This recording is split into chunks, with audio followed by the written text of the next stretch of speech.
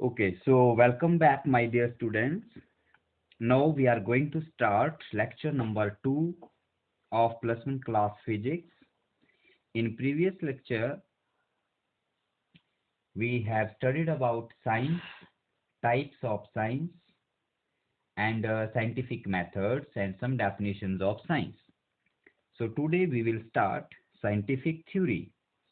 So let me write here the definition, then I will explain it to you. So dear student, this is the definition of scientific theory. अभी आपने previous lecture में scientific methods पढ़े जिसमें आपने देखा कि phenomenon को observe किया जाता है, ऑब्जर्वेशंस ली जाती हैं, उनको स्टडी एंड एनालिसिस किया जाता है उनका, फिर कुछ फॉर्मुलेशन होती है, लॉज की थ्योरी सेटअप होती है। तो वही यहाँ पर उस थ्योरी की हम बात कर रहे हैं कि जो थ्योरी सेटअप होती है वो होती क्या है। सो डेफिनेशन में कहा गया है कि it is the set of a limited number of laws. जो ऑब्जर्वेशन हमने ली हैं, वहां से जो कंक्लूजन हमने निकाले हैं, उनको कुछ सिस्टमेटिक ऑर्डर में लिखने के बाद कुछ लॉज बनाए जाते हैं, जिन लॉज के अंडर आपके वो फेनोमेनन जो हैं वो होते हैं। तो उन्हीं लॉज के सेट को 2 3 4 6 लॉज इकट्ठे कर लिए, बना लिए, ठीक है, सबको आपस में मिला लिया, फिर वहां से जो एक सेट बन गया आपके पास लॉज का, उसे हम लोग साइंटिफिक थ्योरी कहते हैं। ठीक है, बट यहाँ पर एक बात आप लोगों के लिए जानना बहुत जरूरी है कि कोई भी साइंटिफिक थ्योरी जो हमें साइंस में मिलती है, दैट इज नॉट फाइनल। किसी भी थ्योरी को आप लोग फाइनल थ्योरी नहीं बोल सकते हो। एक साइंटिस्ट ने या ग्रुप ऑफ साइंटिस्ट ने कोई आपके पास थ्योरी दी और कहीं कि ये फाइनल है, दैट इज नॉट फाइनल। उसके ऊपर कंटिन्यूसली आगे वर्क होता रहता है और थ्योरीज हमेशा चेंज होती रहती हैं, मॉडिफाई होती रहती हैं, पुरानी थ्योरीज रिजेक्ट होती हैं और नई जो है वो आती जाती हैं। जैसे फॉर एग्जांपल मैं यहाँ पर एक छोटा सा एग्जांपल देता हूँ कि यूनिवर्स के बारे में सबसे पहले जो थ्योरी आई थी एक, जिसका नाम है जियोसेंट्रिक थ्योरी। क्या नाम है? Geocentric theory. इस थ्योरी में ये कहा गया कि आपकी जो अर्थ है, प्लेनेट, जियो का मतलब अर्थ होता है, geo word is used for earth. So earth is at the center. Earth आपकी सेंटर में है और बाकी सारे जितने भी प्लेनेट्स हैं आपके, अदर प्लेनेट्स हो गए including the sun etcetera, sun star etcetera, वो सारे अर्थ के अराउंड घूमते हैं। ये सबसे पहले एक थ्योरी आई थी जिसका नाम था जियोसेंट्रिक थ्योरी। लेकिन बाद में जब इसकी वेरिफिकेशन होने लगी तो ये वेरीफाई नहीं हो पाई, क्योंकि ये तो सच थी नहीं। जो असली थ्योरी थी वो तो बाद में पता लगी, और वो थ्योरी फिर जियोसेंट्रिक थ्योरी से मॉडिफाई होके बनी और उस थ्योरी का नाम आ गया हेलियोसेंट्रिक थ्योरी। क्या नाम आया इस थ्योरी को जो रिप्लेस करके नई थ्योरी बनी? उसका नाम बना हेलियोसेंट्रिक थ्योरी। और हेलियोसेंट्रिक थ्योरी में कहा गया कि आपका अर्थ सेंटर में नहीं है, बल्कि सन जो है वो सेंटर में है।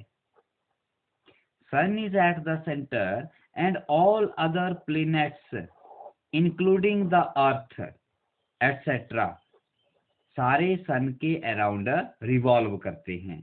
तो इस प्रकार हमें एक बात समझ आती है कि थ्योरीज लगातार आती हैं, वेरिफिकेशन होती है, सही है तो ठीक है, नहीं है तो फिर उनमें मॉडिफिकेशंस होती हैं, चेंज होती हैं, रिजेक्ट होती हैं।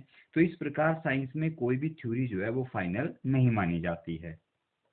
ठीक है, सो लेट वैसी ही एक और थ्योरी थी कि सबसे पहले जब साइंस अभी नई नई आई थी तो ये माना गया था कि अर्थ जो है वो फ्लैट है। अर्थ बिल्कुल फ्लैट सतह है, एक प्लेन सरफेस है। लेकिन बाद में पता चला कि अर्थ जो है वो फ्लैट नहीं है, अर्थ जो है वो एक गोलाकार है, स्फेरिकल शेप की है। ठीक है, तो वो जो फ्लैट वाली थ्योरी थी वो रिजेक्ट हो गई और एक स्फेरिकल वाली जो थ्योरी है वो आपके पास आ गई। ठीक है, so let us start next now. Now next we are starting now your subject physics. अब हम लोग अपना फिजिक्स का जो सब्जेक्ट है वो शुरू करने जा रहे हैं, ठीक है। तो इतना तो पता चल ही गया आप लोगों की फिजिक्स क्या है। फिजिक्स ब्रांच ऑफ साइंस है। सबसे पहली बात जो आपने समझ ली, that is a branch of science. और कौन सी ब्रांच में आता है ये? फिजिकल साइंसेस की ब्रांच में आता है, जिसमें हम लोग नॉन लिविंग ऑब्जेक्ट्स के बारे में स्टडी करते हैं। We study about the non living things. Okay, पहली बात ये समझ आ गई। अब हम इसको डिफाइन करते हैं, यहाँ पर एक डेफिनेशन देते हैं फिजिक्स की, कि फिजिक्स होती क्या है। कोई आपसे पूछे कि what is physics, so what you will write, तो just let me write. So this is a very small but very meaningful definition of physics. छोटी सी डेफिनेशन है फिजिक्स की, 4 वर्ड्स में। ब्रांच ऑफ साइंस ये क्लियर हो गया। Which deals with, मतलब क्या पढ़ा जाता है उसमें? Study of natural phenomenon. और एक वर्ड और जोड़ना चाहें तो जोड़ सकते हैं, study of nature and natural phenomenon. प्रकृति और प्राकृतिक घटनाओं के बारे में जिसमें पढ़ा जाता है कि वो क्यों हो रही हैं, कैसे हो रही हैं, कब होंगी, क्या कुछ हो रहा है हमारे चारों ओर। बहुत कुछ हो रहा है इस यूनिवर्स में, क्या कुछ हो रहा है। Motion of sun, motion of planets, motion of stars, space, time, rain, snowfall, tides, floods, earthquakes, ये सारे नेचुरल फेनोमेनन हैं। इन सब के बारे में जो स्टडी हम करेंगे वो किस में की जाती है? ब्रांच ऑफ अ साइंस, जिसका नाम है physics. Okay, so definition clear है। बहुत छोटी सी डेफिनेशन है, लेकिन ये एक बहुत बड़ी साइंस है। सो इसमें एक छोटा सा यहाँ पर कॉन्सेप्ट आता है, लिखता हूं मैं उसे, क्या है?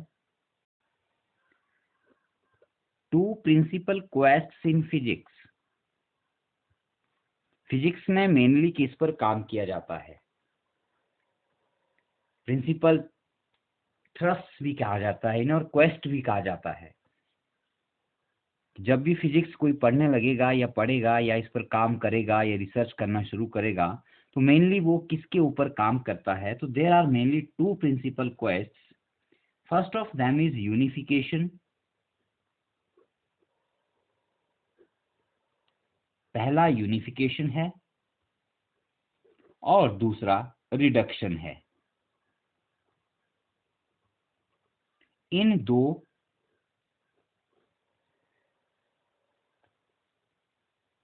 वर्ड्स, यूनिफिकेशन और रिडक्शन, का मीनिंग समझिए अब क्या होता है।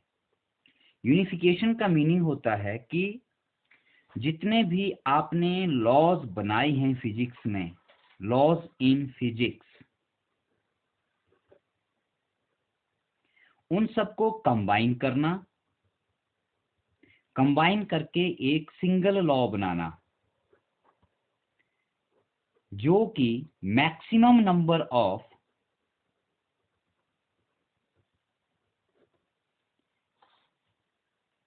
फेनोमेनन को एक्सप्लेन कर सके। Maximum number of phenomenon can be explained.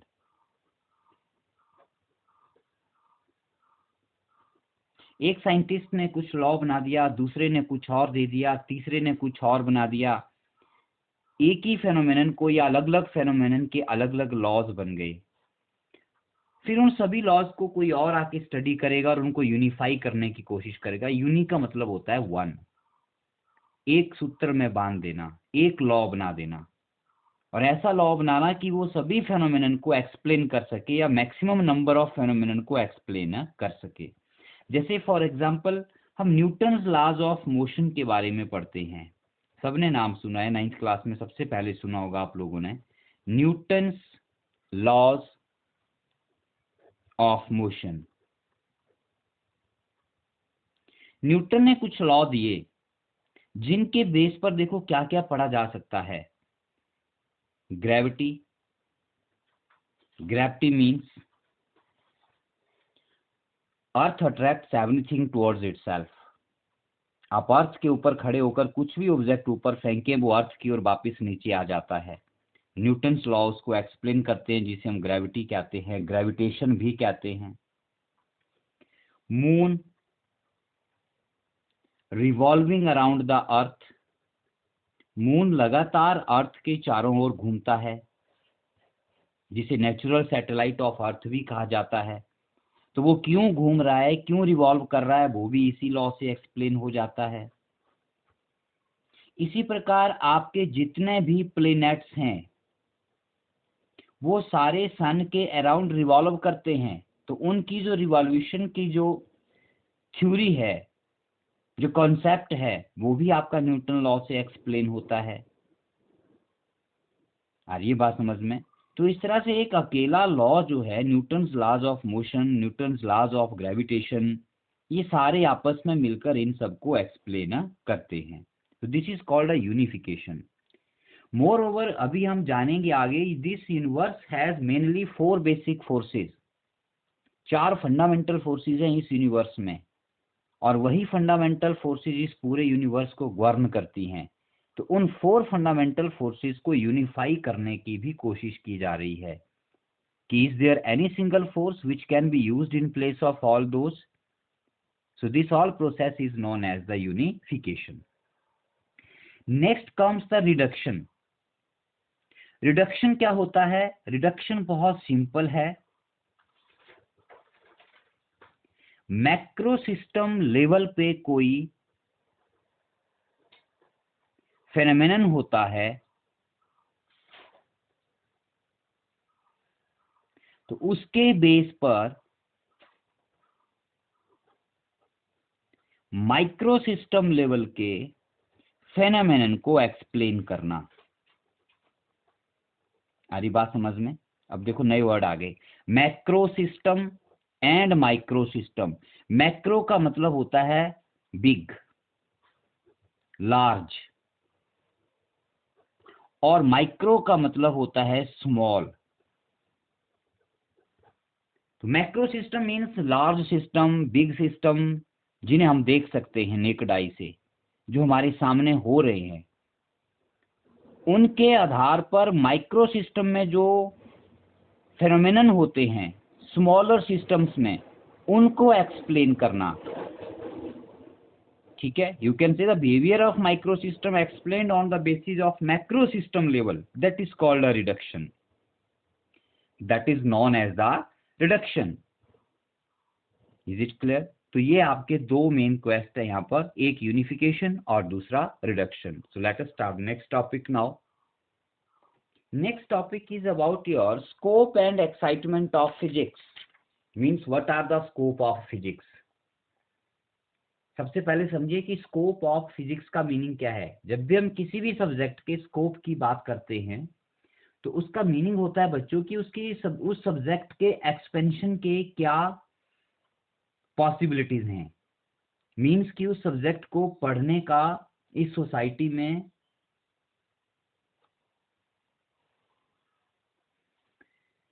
क्या उसका सोसाइटी में फायदा है। आ रही बात समझ में? जैसे फॉर एग्जाम्पल, अगर आप फिजिक्स के स्कोप की बात करें तो फिजिक्स के जो स्कोप हैं वो बहुत ही वाइड हैं।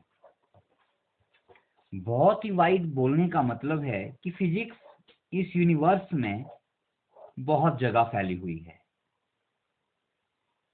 एक स्मॉल से स्मॉल पार्टिकल से लेकर और एक लार्ज से लार्जेस्ट पार्टिकल ऑब्जेक्ट तक फिजिक्स को स्टडी किया जाता है। फिजिक्स में आप लोग इलेक्ट्रॉन, प्रोटॉन, एटम और मॉलिक्यूल्स की स्टडी करते हो। ये बहुत ही स्मॉलेस्ट पार्टिकल्स हैं जो हमें नजर भी नहीं आते नेकेड आई से। नेकेड आई की बात तो क्या करें, हाईली रिजॉल्विंग माइक्रोस्कोप में भी इनको हम इजीली नहीं देख पाते हैं। बट दूसरी ओर वहीं पर आप लोग फिजिक्स में अर्थ के बारे में स्टडी करते हो, सन के बारे में स्टडी करते हो, अदर प्लैनेट्स के बारे में स्टडी की जाती है। तो ये कहां से शुरू हुई और कहां तक चली गई? That means it has very large scope. वैसे ही हम लोग फिजिक्स में कुछ ऐसे न्यूक्लियर रिएक्शंस के बारे में स्टडी करते हैं, आने वाली चैप्टर्स में पढ़ेंगे आप लोग, जिन रिएक्शंस को होने में फ्रैक्शंस ऑफ सेकंड्स का टाइम लगता है। फ्रैक्शंस ऑफ सेकंड, एक सेकंड से भी कम समय में वो न्यूक्लियर रिएक्शन हो जाते हैं। दूसरी ओर हम लोग ऐसे फेनोमेनन भी पढ़ते हैं जिनको होने में थाउजेंड्स ऑफ ईयर लग जाते हैं, जो हजारों सालों में कभी एक बार होता है। यह 1 साल में एक बार होगा, 10 साल में एक बार होगा, सेंचुरीज में एक बार होगा, या हजारों साल में कभी एक बार होगा। तो दैट मीन्स कि स्मॉलेस्ट से स्मॉलेस्ट टाइम और लार्जेस्ट से लार्जेस्ट टाइम इंटरवल के बारे में भी हम लोग फिजिक्स में पढ़ते हैं। तो ये तो एक छोटा सा एक एक्सटर्नल यहाँ पर मैंने बताया। अब इसको आप अपने डेली लाइफ से जोड़िए कि फिजिक्स हमारी लाइफ में कहाँ कहाँ हमारे लिए स्कोप लेके आती है।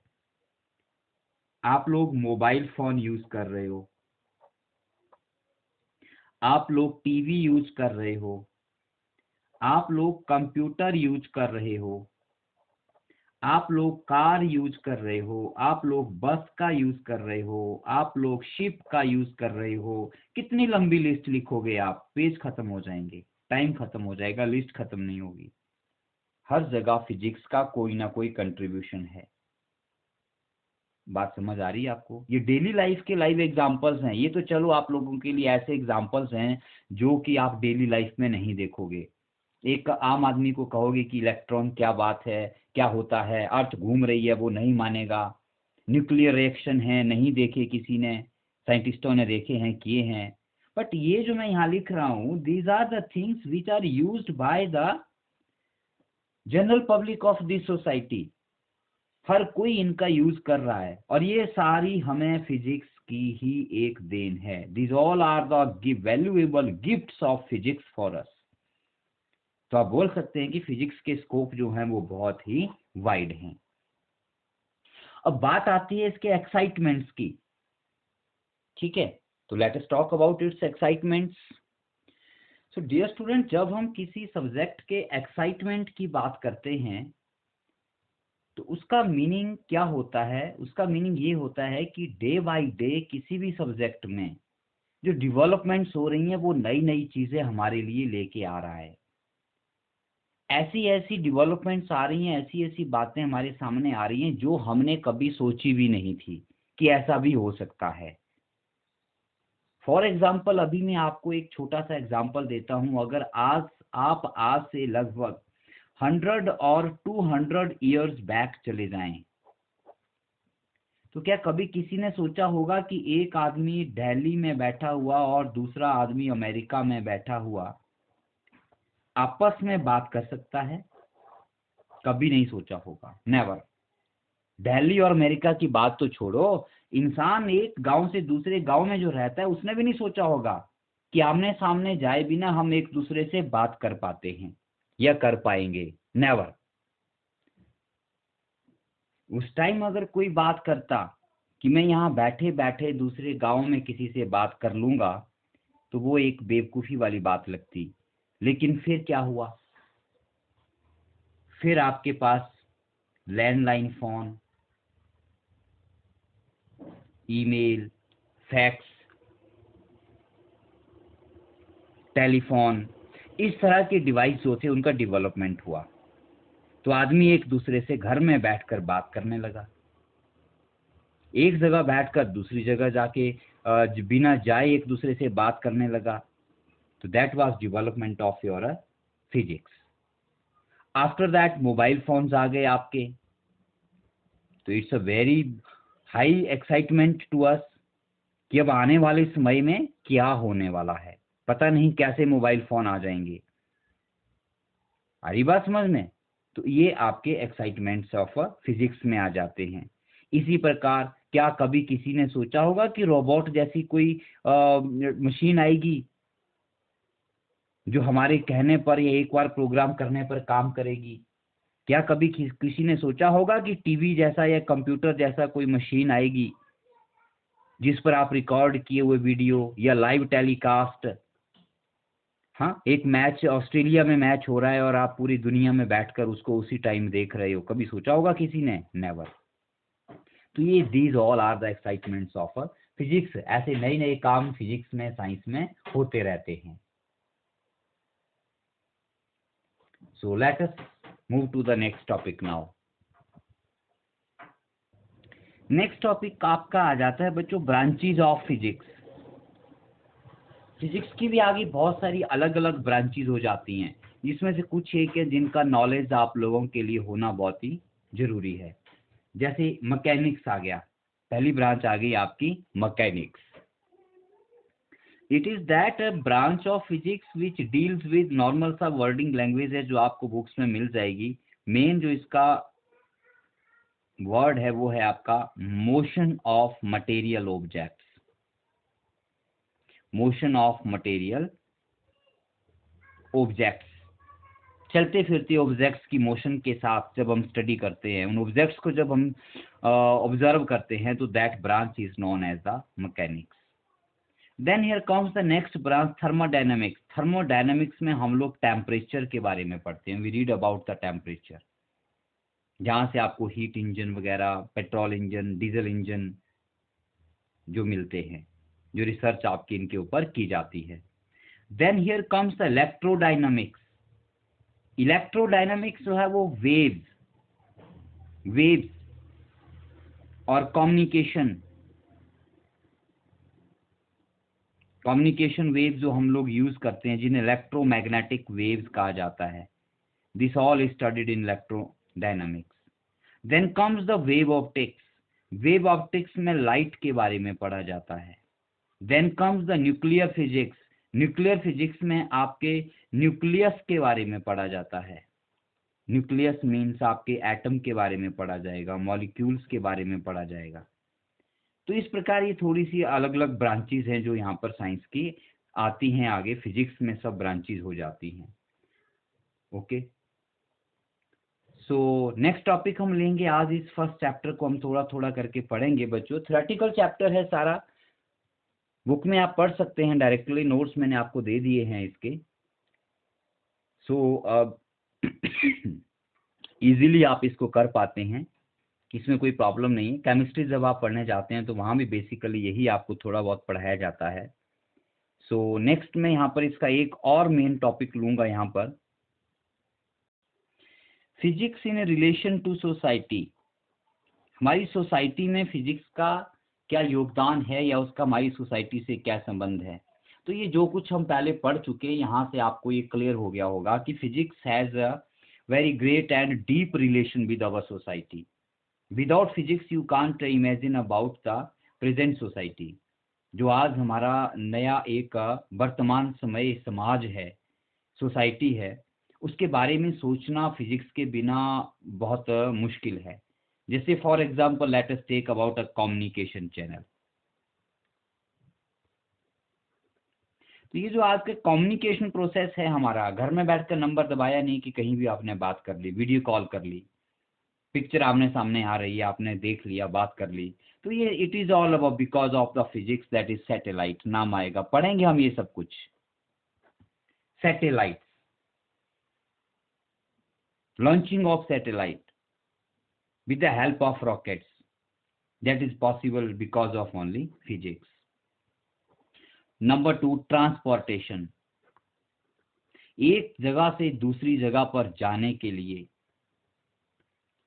गुड्स कैरियर हो गए, हम लोगों को जाना है, खुद जाना है, सामान लेना है, लेके जाना है, उसके लिए आपको व्हीकल्स की जरूरत पड़ती है, उनमें इंजन की जरूरत पड़ती है। तो वो इंजन कहाँ से आए हैं? Thermodynamic branch of the physics.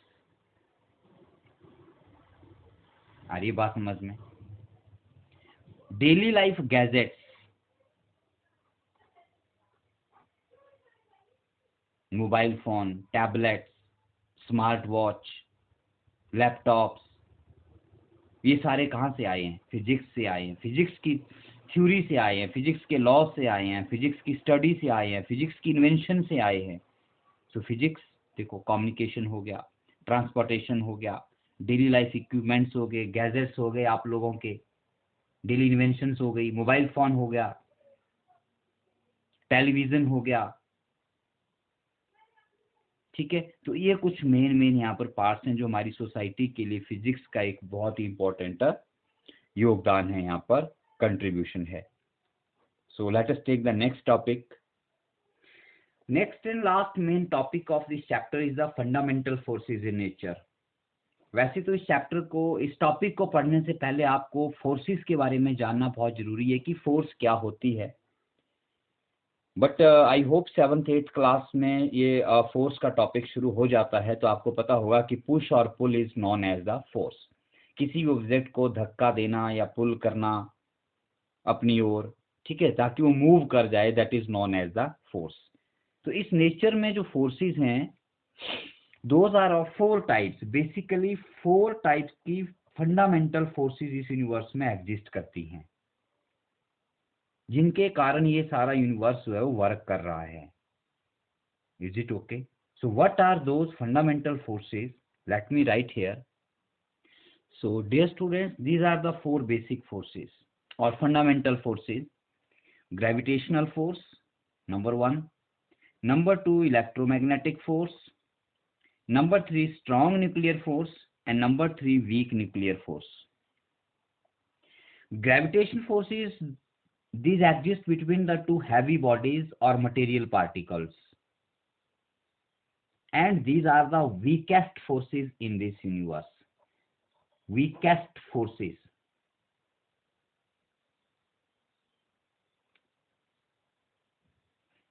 These forces are the weakest forces in nature.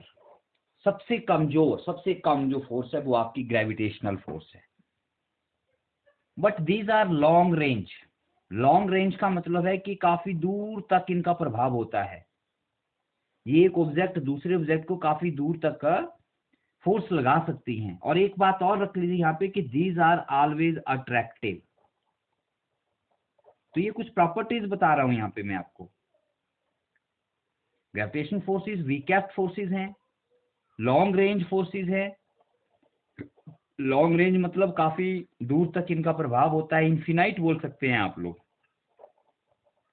मतलब ऑब्जेक्ट एक दूसरे को दिख भी नहीं रहे हैं लेकिन फिर भी उसके ऊपर फोर्स लगा रहे हैं वो, ठीक है।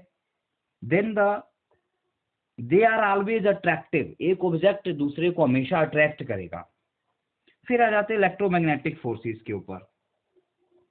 बच्चों ये चार्ज्ड पार्टिकल या चार्ज्ड बॉडी के बीच में ये फोर्सेस एग्जिस्ट करती हैं, ठीक है। कहाँ एग्जिस्ट करती हैं? चार्ज्ड पार्टिकल्स में या चार्ज्ड बॉडी में, पॉजिटिव और नेगेटिव चार्ज। 10th क्लास में आपने थोड़ा बहुत पढ़ा होगा। ये फोर्सेस अट्रैक्टिव भी होती हैं और ये फोर्सेस आपकी रिपल्सिव भी होती हैं। अट्रैक्टिव भी होंगी और रिपल्सिव भी होंगी। और ये भी आपकी, इनकी जो रेंज है लगभग लॉन्ग इन्फिनाइट रेंज होती है। क्लियर हो गया? फिर आती हैं स्ट्रॉन्ग न्यूक्लियर फोर्सेस। जैसा कि नाम है, लिख पहले दिया हमने, बट आप ये बोल सकते हो कि these are the strongest forces in nature. ये सबसे ज्यादा स्ट्रॉन्ग फोर्सेस होती हैं, but these are short range. Range बहुत कम है इनकी, शॉर्टेस्ट, सबसे कम शॉर्ट रेंज होती है इनकी, सबसे कम, अबाउट 1 FM, 1 फेम्टोमीटर। ये न्यूक्लियस के अंदर ही एग्जिस्ट करती हैं। These exist only with in the nucleus, but strongest है नेचर में। कैसी है नेचर में? हमेशा स्ट्रॉन्गेस्ट फोर्सेस होती हैं। Next comes the weak nuclear forces. जैसा कि नाम बता रहा है, these are weak, weaker than the nuclear but stronger than the electromagnetic, ठीक है। आप इसके ऑर्डर की बात करें तो ग्रेविटेशनल फोर्स कम होती है किससे? इलेक्ट्रोमैग्नेटिक फोर्स से। इलेक्ट्रोमैग्नेटिक फोर्स कम होती है किससे? वीक फोर्सेस से। और वीक फोर्सेस कम होती हैं किससे? स्ट्रॉन्ग फोर्सेस से। तो ये इनका बच्चों एक ऑर्डर है।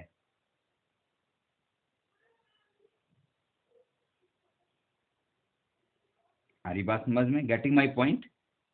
इस ऑर्डर ये थोड़ा सा मिस्टेक हो गया बेटा। वीक फोर्सेस पहले आती हैं और इलेक्ट्रोमैग्नेटिक फोर्सेस बाद में आती हैं। सबसे स्ट्रॉन्गेस्ट स्ट्रॉन्ग फोर्सेस, उससे कम इलेक्ट्रोमैग्नेटिक, और उससे कम फिर वीक फोर्सेस, और उससे कम फिर आपकी ग्रेविटेशनल फोर्सेस। ठीक है, अगर आप इनकी रेशियो बनाना चाहें तो वो रेशियो इस तरह से बनती है 1 ratio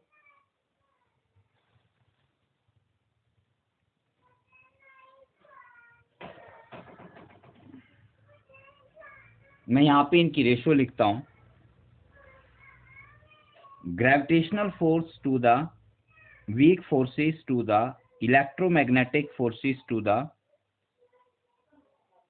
strong forces, 1 to the 10 power 25 to the ratio 10 power 36 to the ratio 10 power 38। ये इनका कंपैरेटिवली आपस में कंपैरिजन है। सबसे वीक फोर्स कौन सी है? ग्रेविटेशनल। उससे स्ट्रॉन्ग वीकर आती हैं, उससे स्ट्रॉन्ग इलेक्ट्रोमैग्नेटिक आती हैं, और सबसे स्ट्रॉन्ग आपकी स्ट्रॉन्ग न्यूक्लियर फोर्सेज आती हैं। ठीक है, एक चीज यहाँ पे और बताना चाहेंगे कि इन फोर्सेस का कॉज क्या होता है। अभी लास्ट में जल्दी से बता देता हूँ आपको, मैं वीडियो खत्म कर रहा हूँ अब इसको, और इसके साथ चैप्टर भी आपका ये खत्म हो रहा है। मेन हमने पढ़ लिया इसको, बाकी हम कल से फिर नेक्स्ट लेक्चर से फिजिक्स का जो मेन यूनिट है वो हम लोग शुरू करेंगे। Gravitational force is because of the transfer of the small particles known as gravitons। देखो फोर्सेस क्यों जनरेट होती हैं ये जान लीजिए पहले। फोर्सेस जनरेट होती हैं जब हम लोग सो जो फोर्स का जनरेशन है वो क्यों होता है? That is because of the exchange of some particles. जब एक बॉडी दूसरे बॉडी को कोई पार्टिकल एक्सचेंज करती है तो उसमें फोर्सेस जनरेट होती हैं, और वो पार्टिकल्स इनविजिबल होते हैं। ठीक है, तो जो ग्रेविटेशन फोर्सेस में पार्टिकल एक्सचेंज होते हैं उन्हें हम लोग ग्रेविटॉन्स कहते हैं। जो वीक फोर्सेस के लिए रिस्पॉन्सिबल पार्टिकल्स हैं उन्हें हम लोग बोसॉन्स कहते हैं। और जिन पार्टिकल्स के कारण इलेक्ट्रोमैग्नेटिक फोर्सेस जनरेट होती हैं उन्हें हम लोग फोटॉन्स कहते हैं। और जिनके कारण आपकी स्ट्रॉन्ग न्यूक्लियर फोर्सेस जनरेट होती हैं उन्हें हम लोग मीजॉन्स कहते हैं। तो ये पार्टिकल्स के नाम हैं बच्चों, जो हायर क्लासेस में आप लोग पढ़ेंगे जाके। अभी +1 2 लेवल पे तो इनके बारे में कुछ भी नहीं है, but these are the basic cause of these forces: gravitons, bosons, photons and mesons. Okay, so here comes now the last topic, and that is the unification of forces। unification of forces। Unification of forces का meaning क्या होता है? जितनी भी आपने ये forces पढ़ी, कितनी पढ़ी? 4 फोर्सेस पढ़ी आप लोगों ने, जो बेसिक फंडामेंटल फोर्सेस है नेचर में। इन चारों फोर्सेस के बीच में आपस में कोई लॉ है, कोई रूल है, कोई रिलेशन है जो इन सबको एक दूसरे के साथ कनेक्ट करता है। उसी को फाइंड आउट करने को हम लोग यूनिफिकेशन ऑफ फोर्सेस कहते हैं। कि is there any relationship between all these 4 forces? If it exist then work is going on for that. That is known as the unification of forces. So dear students, that's all for the first chapter। Lengthy chapter है और थोड़ा सा conceptual, तो इसमें ऐसा कुछ भी नहीं है। थ्योरेटिकल चैप्टर्स है, तो हो सकता है आपने बीच बीच में स्किप भी किया हो इसको। तो इस वीडियो को फिर से एक बार देखें, ध्यान से देखें, जब भी आपका टाइम हो और आपको पढ़ने का मन करे तो you can watch this video and you can clear all basic of this chapter. Okay, so next chapter we shall start the main first chapter of your physics of +1 class. Okay, bye bye.